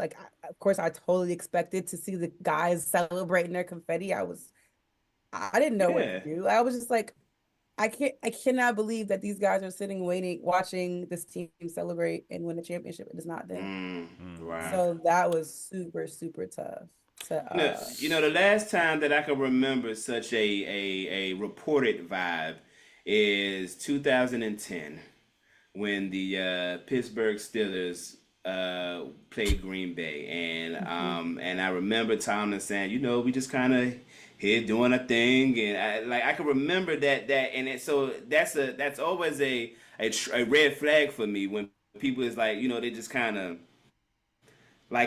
just any old regular day, there's no stakes here. And so anytime I hear those types of trigger words, it always rubs me the wrong way, because I can remember watching him on media day, real lackadaisical, didn't seem like he was as focused, and we all know Tomlin kind of carries the aura, if he focused, then they focus.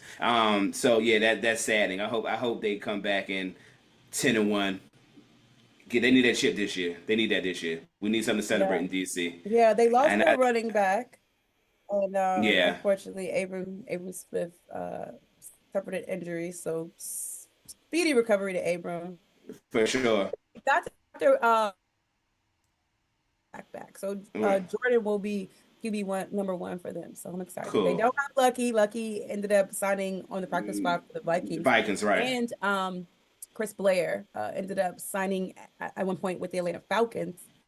Their practice squad, so they don't have those guys this year. So we'll see what happens. But I love seeing, like, that's one of the joys of covering the league, seeing the guys get picked up by other teams. Like, right. Oh yeah, you were the reason why I knew Lucky went to Minnesota. You were the reason why I knew. So it was like my kids like graduated, like, oh my God, my babies.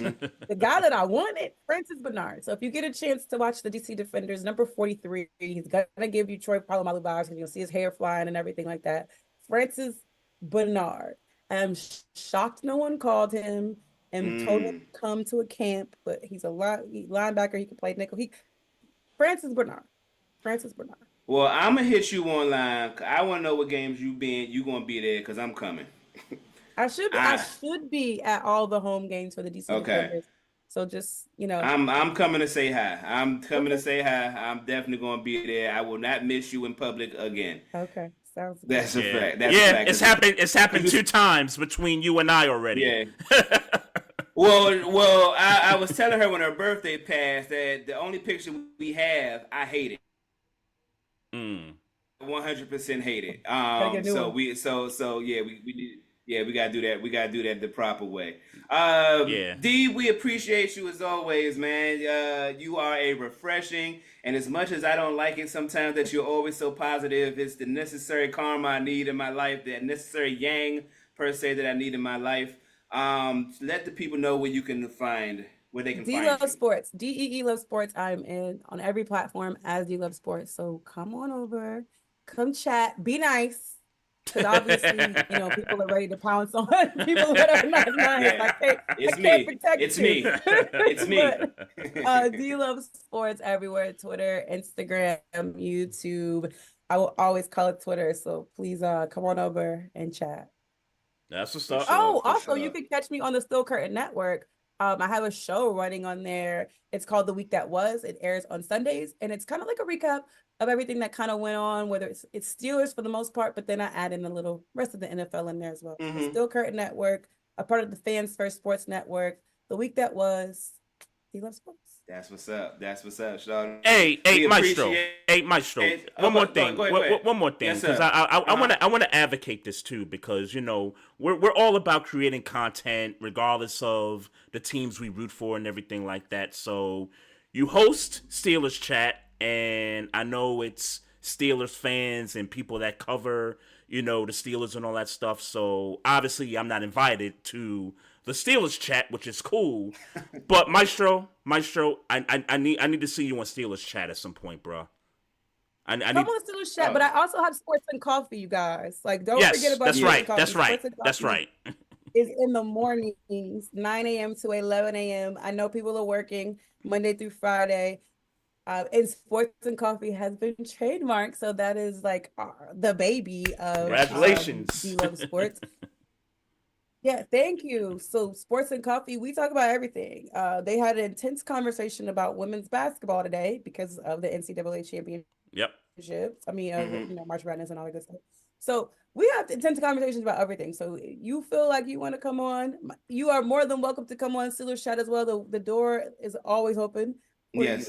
So come on over, and we've actually had a Ravens fan come on Steelers Chat too. Oh, for real? Oh, okay. They be so you open the door. So we need to make an appearance.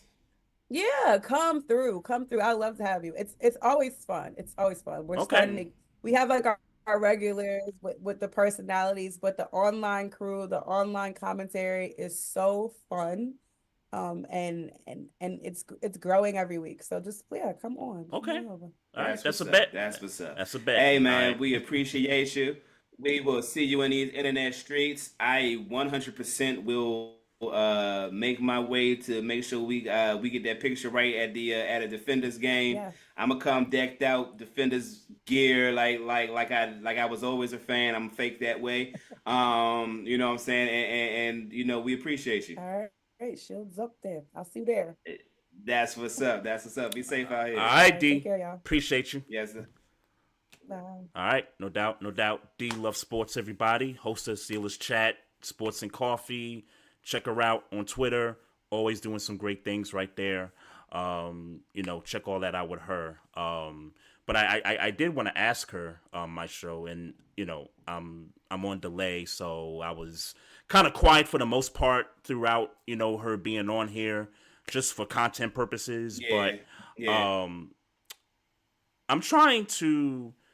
Because I'm a casual when it comes to the UFL. I watched a little bit of it last year. I kind of got away from it a little bit because you both. So I'm trying to, because I'm in Knicks playoff mode right now. You know, it's the end of March. We getting into April. NBA playoffs is coming. The Knicks is doing their thing, and I'm trying to get attached to the UFL, and I'm trying to find a way how I can do that. And I got a list of players. Like, I didn't even know, like, Vic Beasley plays in the UFL. Marquette King. Joe Flacco's brothers, the quarterback for what this team. I don't even know what team this is, but I didn't know that. Yeah. I didn't know that. No, yeah. His brother's the quarterback, and then DJ Swearinger is on the DC Defenders. Yeah, so, playing Defenders. Yep. So I had no idea, you know, some of these guys that used to play in NFL, and you know, some did have some success. They're in the UFL, so that's dope. Yeah. I'm trying to incorporate the UFL into my sports calendar for this part of the year, and I'm just trying to figure out how I could do that. Well, let me be clear. The Wizards aren't winning. We ain't going nowhere, even though we're on a 3-game win streak. We ain't going nowhere. We was ruled out the playoffs like a month ago. So, you know, hey. I got a little time. I got a little time in between chasing other dreams. So. Yeah, there you go. We definitely got to think about getting some tickets to a Defenders game for certain. Oh, it's happening. It's happening. I haven't looked at the schedule yet. I saw the schedule be posted. If it was not yesterday, today. But I'm definitely going to at least a home game. Yeah, I'll roll with you. That's happening. I'll roll with you, man. Cause I'll let you know. I know. We'll link up. Yeah, we'll link up. I know before the pandemic, when this league was not popping, but when the league first came back before COVID, they had a New York team. And they didn't bring the New York team back into the league after COVID. So I'm a little bit bummed about that. So, hey, right. DC Defenders, it's close to home. Why not? If there was a UFL team to root for. Yeah. Yeah, I might even, because that's right down the street from my kid's house. So. Yep. I might even, see what it. I mean, I can't get my youngest to like football for the life of me, but maybe she'll go just for the sake of saying, "Ooh, I went somewhere." You went somewhere, right? Yeah. Maybe I could try to have Dee give her some sports, help me get her into sports a little bit. I ain't asking her to be Dee with the football. Of course. I just want, if I can get my youngest child, because my oldest child get it, but if I can get my youngest child, I'm saying youngest child like you don't know who my children are, but if I can get Zari to just understand that football is important to me, so if you don't want to be a part of it, get out my face until the game is over, I would be in a good situation. Yeah. I'd be in a good situation. So I'm gonna see if Dee can help me with that, between Dee and Ashley.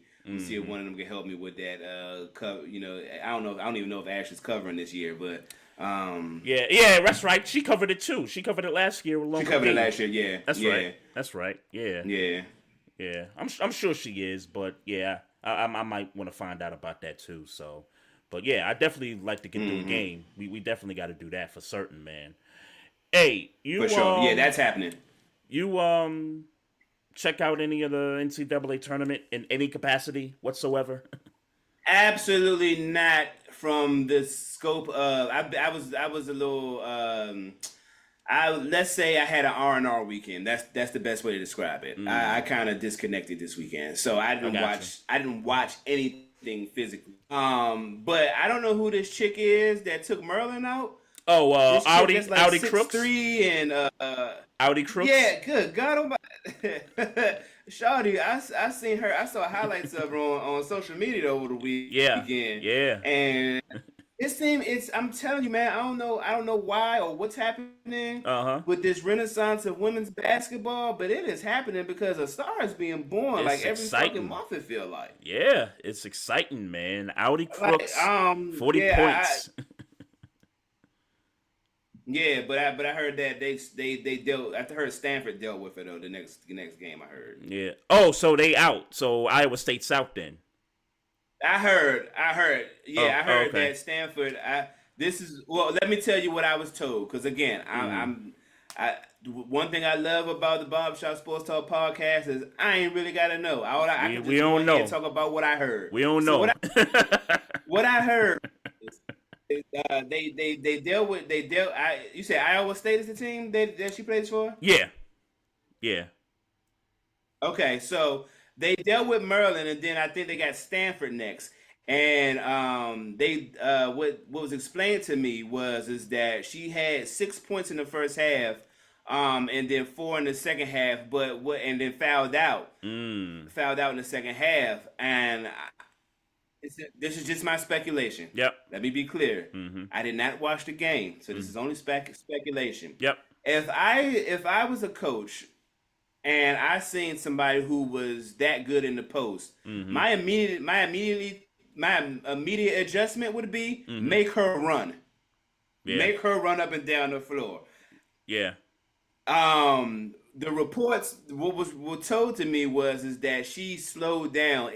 I mean, second half, she like almost disengaged from the game. I said they made her big ass run, didn't they? Interesting. And so I don't know that to be true. Interesting. But cause that's what I would do. So I don't know that that's what happened. Right. If you in the post dominating, I'm gonna make you run up and down. I'm gonna check that. I'm gonna see what that conditioning hitting on. Yeah. So but shout out to her. She's a freshman. Yep. My understanding. Yep. So she got time to figure it all out. But that would be my assumption is that Stanford made her ass run that second half, and it affected her offensive efficiency. Yeah, so this past Sunday, Stanford did beat number 7 Iowa State 87-81. Yeah. It actually went into overtime, so that kind of tells you how close. Yeah, it went into overtime. Sure. So that kind of tells you how close this game was. But I watched footage of her against the Terps a few days prior to that. Yeah. She was running up and down the floor on the Terps. And the Terps was up by like 20. Okay. The Terps was up by 20, and they blew that lead to Iowa State. Yeah, maybe I'm wrong. So maybe, or maybe she just got tired against Stanford. You know, who knows? Well, who knows? Look, the one thing about Barbershop Sports Talk is I can come up here and talk shit and be 100% incorrect. That's why I told D I feel for it, man. That's a burden that I don't want. You wrong, so fuck you talking about, nigga. It's still my opinion. It's still right. What you talking about? Right.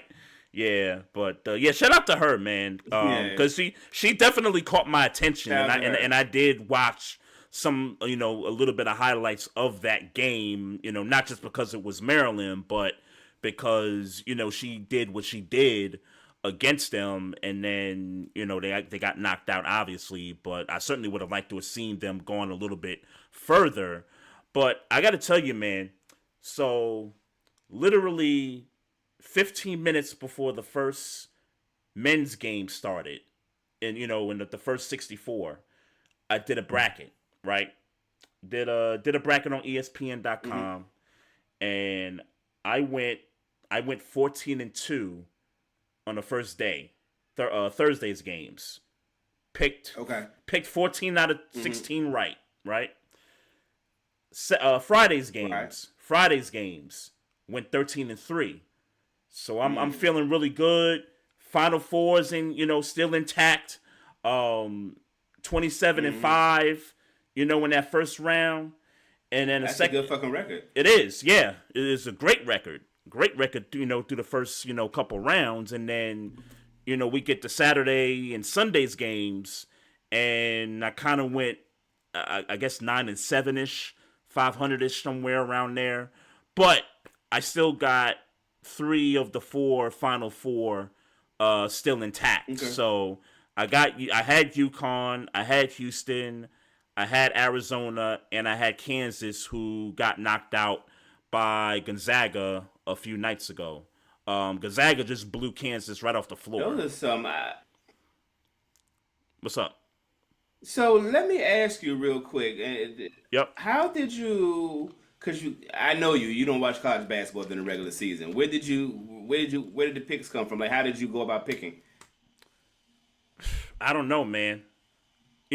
I got the app on the phone, the fantasy app on the phone, and you can you can create your bracket on the fantasy app. So, I just went through the games, and I'm just like, okay, Gonzaga be doing some stuff. I mean, they be kind of choking every now and then, but Gonzaga be kind of doing some stuff.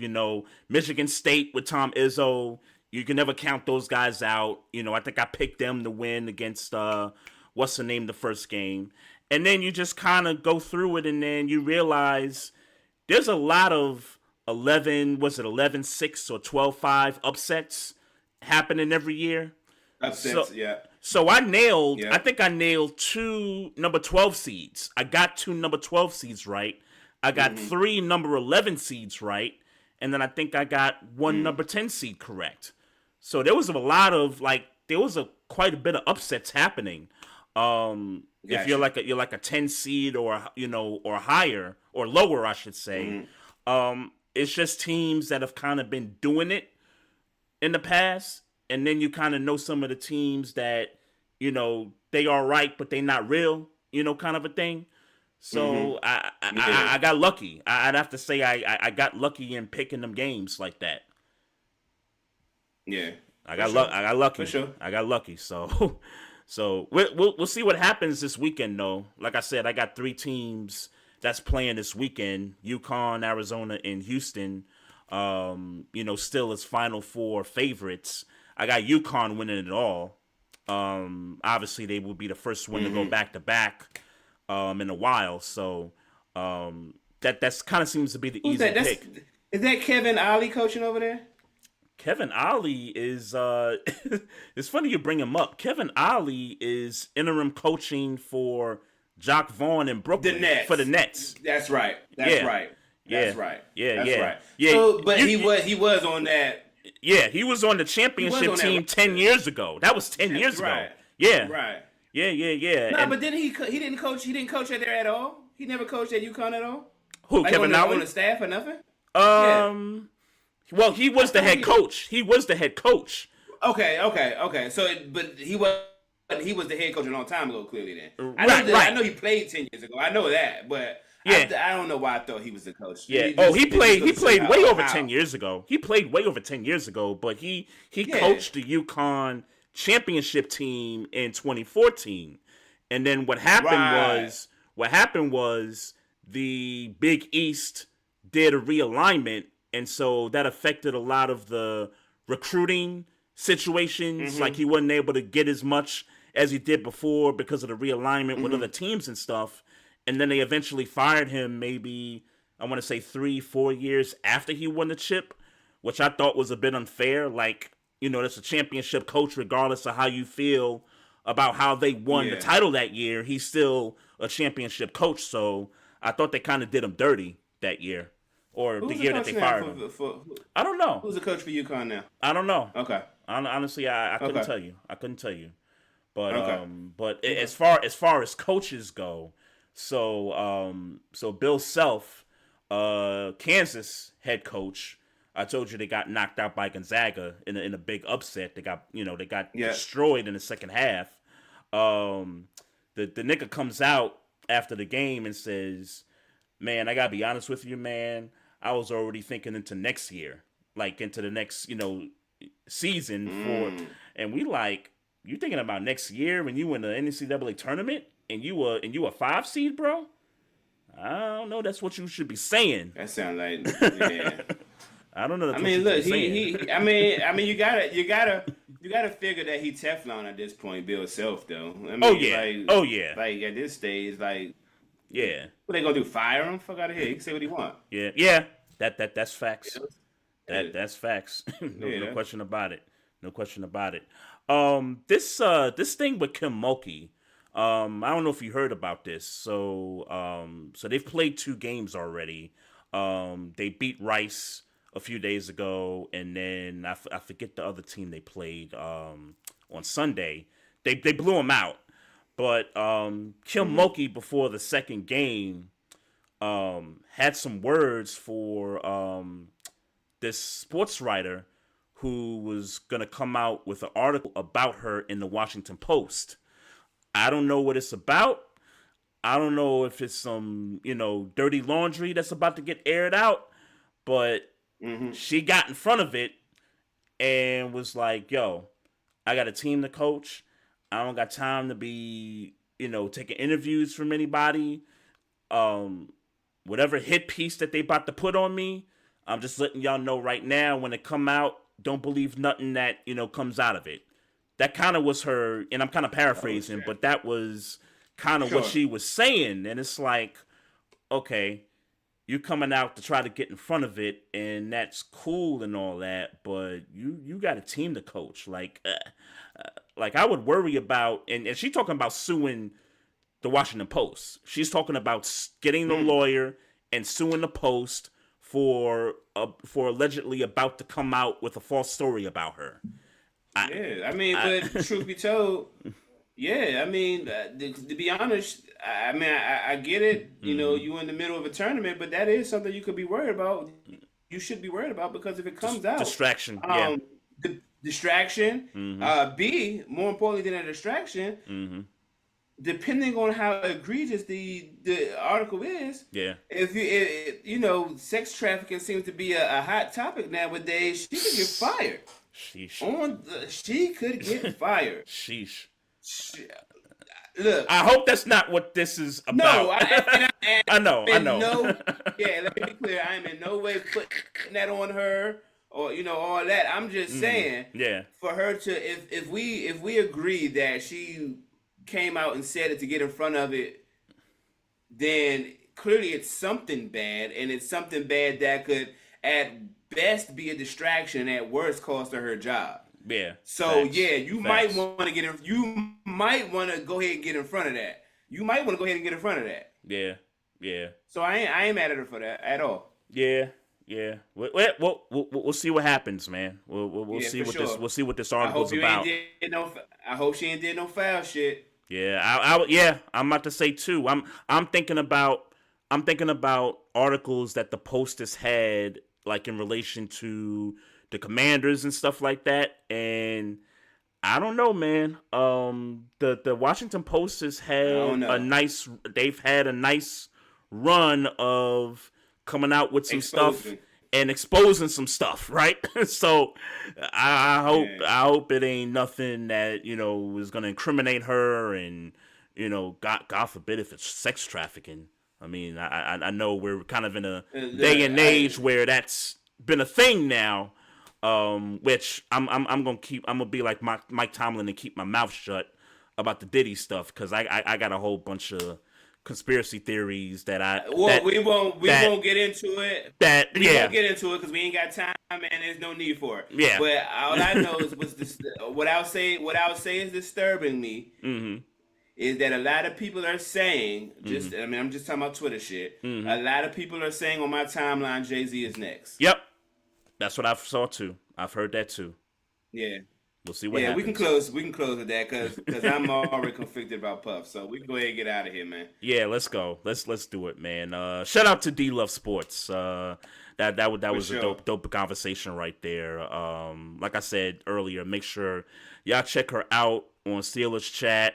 At Dee Loves Sports is the handle, Instagram, Twitter, everywhere else. And, she's going to be doing a great job for covering the DC Defenders. Let me not say DC Commanders.